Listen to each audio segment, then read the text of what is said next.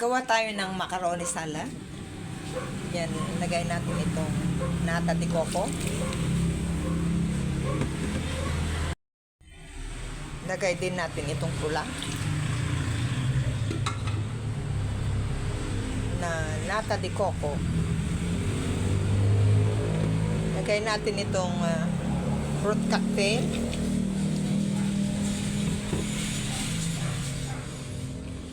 Pasas.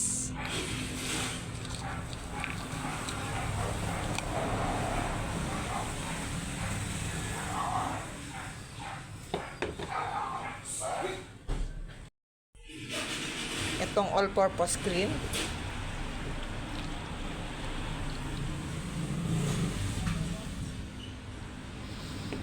Itong isa guys, yung inilagay ko sa chiller, kaya tumigas.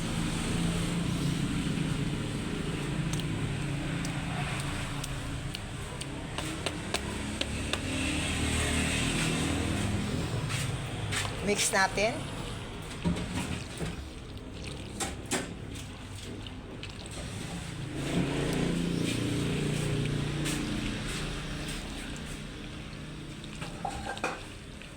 Lagay din natin itong cheese na kinubs ko.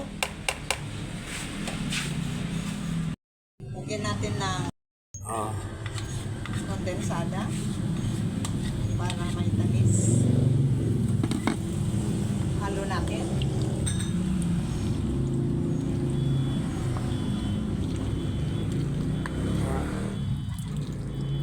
Ito ang final result ng aking macaroni salad.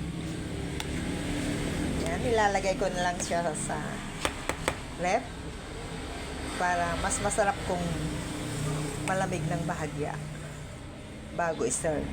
Thank you for viewing. Namamalat na ako.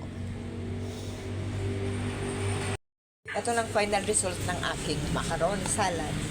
Magandang hapon sa inyong lahat.